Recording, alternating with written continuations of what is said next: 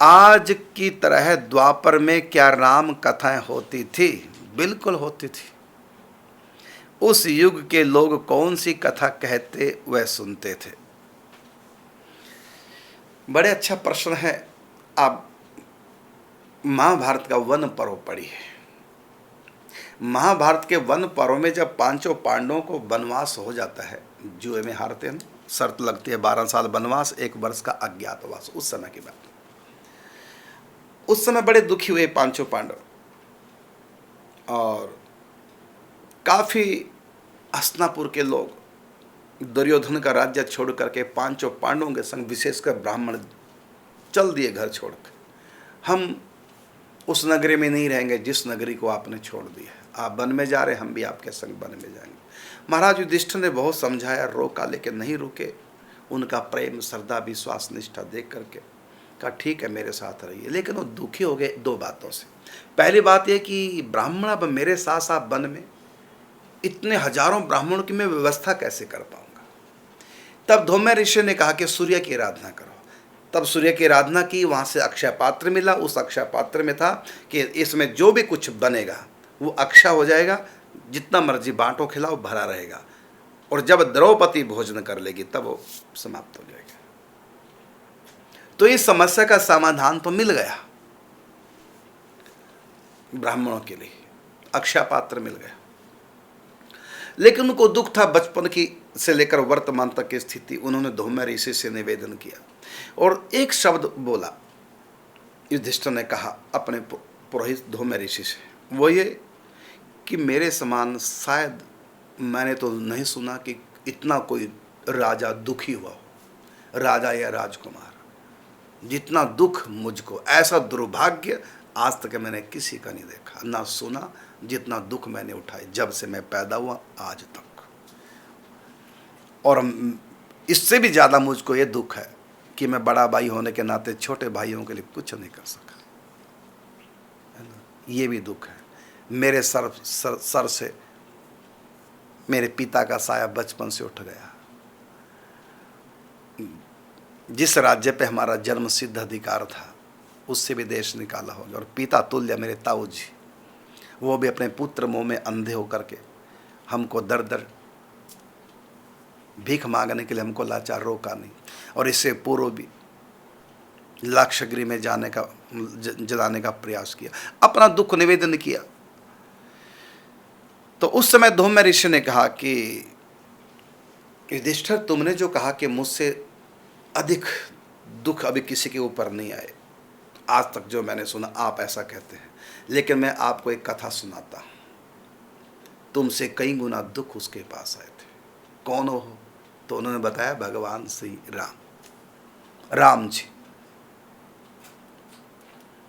कहते हैं सृष्टि से के आदि से लेकर आज तक सबसे अधिक दुख यदि किसी के जीवन में आए हैं, वो आए हैं राम जी के जीवन में। ये वन पर्व की कथा। फिर वहां युधिष्ठिर को राम कथा सुनाते हैं पूरी, मैंने पढ़ी हो, वन पर्व के अंदर राम कथा आती है। तो युधिष्ठिर को पूरी राम कथा सुनाई। और उसी दौरान एक कथा और सुनाई कि एक और दुखी व्यक्ति की कथा सुनो।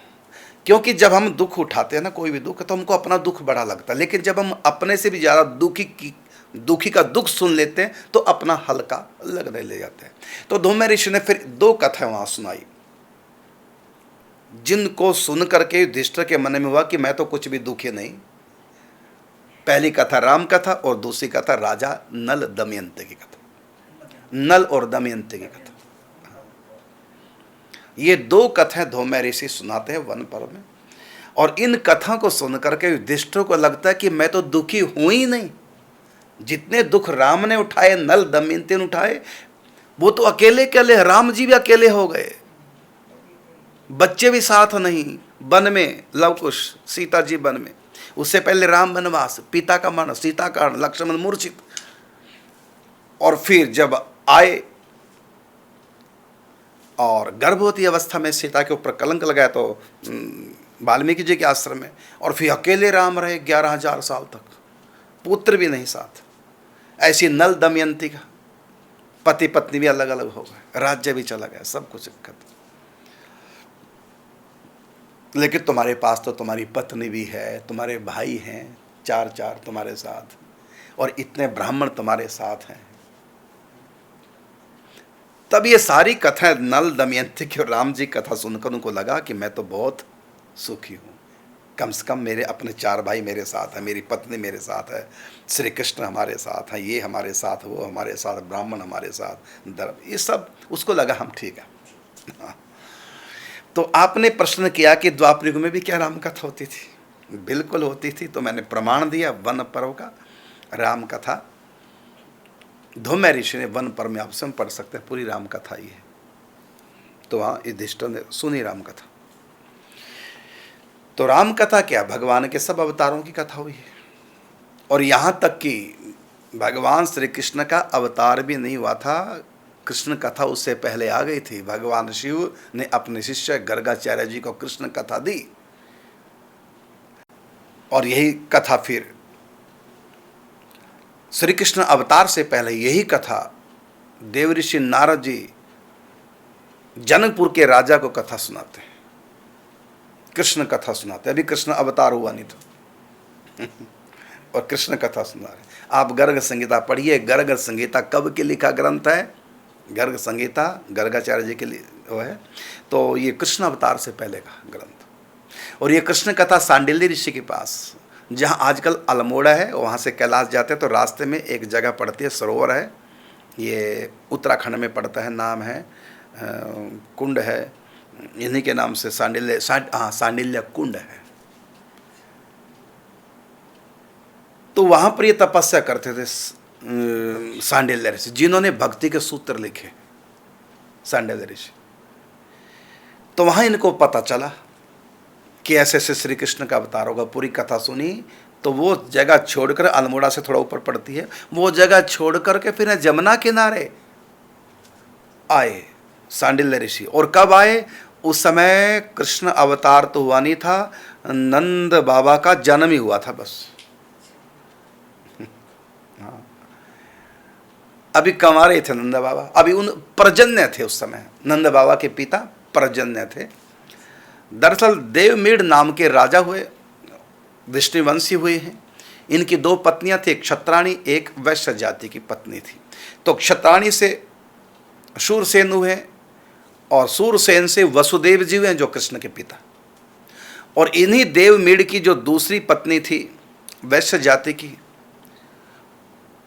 उससे पर्जन्य हुए, और पर्जन्य के फिर नंद बाबा हुए। पर्जन्य का विवाह उससे हुआ था मरियसी से, और उससे फिर 5 संतानें पैदा हुई। नंद बाबा के 2 बड़े भाई उपनंद और महानंद, और 2 छोटे भाई सुनंद और नंदन, और बीच वाले थे नंद। और पर्जन्य की 2 बेटियां भी थी, जैसे नंद बाबा आदि 5 पुत्र थे, 2 बेटियां थी। सुनंदा, जिसको हम नंदा सुनंदा कहते हैं, है ना।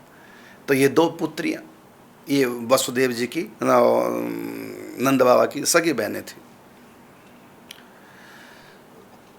तो उस समय पर्जन्य गोकुल के राजा थे। हुआ क्या कि देवमीड़ के जो पुत्र थे सूरसेन, उनको तो अपना पद दिया है, जो क्षत्राणी से पैदा हुए थे सूरसेन, जो वसुदेव के पिता थे।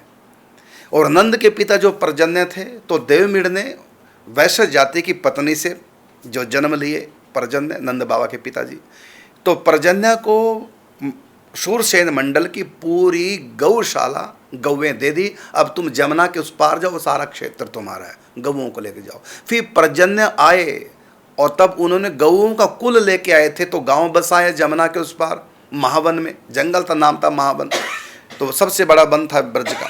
तो उस महावन में गांव बसाया, उस गांव का नाम पड़ गया गोकुल, जहां गौओं का पूरा कुल रहता था। पर्जन्य ने बसाया। तो जिस समय पर्जन्य ने गोकुल बसाया, उस समय कृष्ण कथा धरती पे आ चुकी थी। और सांडिल्य ऋषि ने सुनी, अल्मोड़ा से ऊपर उत्तराखंड में, आज भी वहाँ सांडिल्य नाम से जगह है, आश्रम उनका और कुंड है। तो वहाँ उन्होंने जब कथा सुनी, कृष्ण कथा, कृष्ण आ रहे हैं, तो और ब्रह्मा जी ने कहा तुम उपरोहित बनना उनके, पर्जन्य महाराज के। इस समय कण्व ऋषि वहां के पुरोहित हैं। कण्व ऋषि शकुंतला, जिनके धर्म के पिता शकुंतला के, वो उनके पुरोहित थे। और उससे पहले तब उनको कहा अब तुम जाओ, तुम पर्जन्य के पुरोहित बनो। तो उस समय नंद बाबा छोटे थे तो उनको पता कि इस नंद के आगे श्री कृष्ण आने वाले इनके यहाँ, और मैं उनका पुरोहित बनूंगा, नंद बाबा का पुरोहित। तो वृषभान के पुरोहित अपना सोबरी नहीं, कौन ध्यान दे रहा, चलो नहीं, हरि हरि नाम से है। और नंद बाबा के हुए सांडिल्य ऋषि, और विष्णु वंशियों के, भोज वंशियों के, इनके सबके गुरु हुए हैं गर्गाचार्य जी।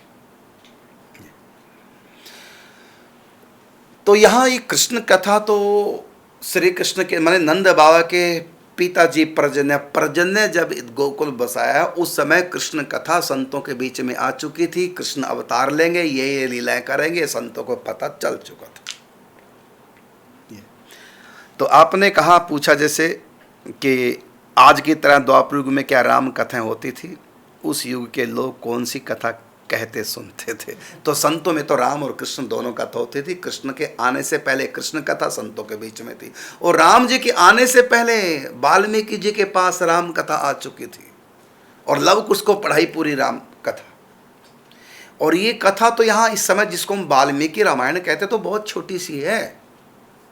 ये तो 100 करोड़ दोहों में उसमें श्लोकों में थी, और ये वाल्मीकि रामायण इस धरती पे है ही नहीं पूरी, ये है स्वर्ग में। स्वर्ग में देवताओं के पास पूरी वाल्मीकि रामायण, यहाँ तो उसका कुछ अंश है। कलयुग के लोगों का जितना अधिकार है बस उतना ही है, और उसको भी लोग समझ नहीं पाए। तो फिर वाल्मीकि जी ने तुलसीदास जी के रूप में अवतार लेकर के उसको फिर भाषाबद्ध किया, मतलब संस्कृत के बाद हिंदी में किया। इसलिए वाल्मीकि रामायण कोई नहीं पढ़ता, बहुत कम लोग, और तुलसीदास जी की रामायण सब। क्यों? तुलसीदास जी तो पहले संस्कृत में लिख रहे थे, लेकिन रामायण लिखते संस्कृत में और रात को गायब हो जाते सब पन्ने। अंत में देखा कि रात को लिखता हूँ तो सुबह पन्ने गायब हो जाते हैं। अंत में भगवान शंकर जी प्रकट होते हैं कि मैं करता हूँ, मैं चोरी करता हूँ तुम्हारे पन्नों की, तुम संस्कृत में क्यों लिख रहे हो, हिंदी में लिखो, भाषा में, बोलचाल की भाषा में लिखो। उसी से प्रसिद्ध होगी, तब बोलचाल की भाषा में रामायण गोस्वामी तुलसीदास जी ने लिखी। तो राम जी के आने से पहले राम कथा आ गई वाल्मीकि जी के पास, और इसी प्रकार कृष्ण के अवतार लेने से पहले कृष्ण कथा संतों के पास आई, और यहाँ संतों में इसकी चर्चा होती थी, लेकिन आम लोगों को नहीं बताते थे। और कथा तो अभी तो कल की अवतार हुआ नहीं, और कल की कथा आ गई है। विष्णु यश ब्राह्मण के यहाँ संभल में अवतार होगा, कलयुग के अंत में होगा, और साथ में पद्मावती उनकी पत्नी होगी, नीले घोड़े की सवारी होंगे, परशुराम उनके गुरु बनेंगे महेंद्र पर्वत पर। और क्या क्या मैंने आज से लगभग 30 साल पहले पढ़ी थी भविष्य पुराण, अभी मेरे पास रखा, लेकिन समय नहीं होता। 18 के 18 पुराण है, लेकिन समय मेरे पास नहीं होता। तो मैंने 30 से भी ज़्यादा साल पहले भविष्य पुराण पढ़ा, उसमें पूरी कल्कि के बारे में। कल्कि उप पुराण है, हमारे 18 पुराण है और 18 ही उप पुराण है। तो कल्कि उप पुराण है और भविष्य पुराण है, तो दोनों हमारे पास रखे। अब समय नहीं है पढ़ने का, लेकिन उस समय 30 साल पहले पढ़ा था, तो उसमें सारा। अब बताइए, कल्कि भगवान आए नहीं, कल्कि भगवान के मंदिर बनने लग गए।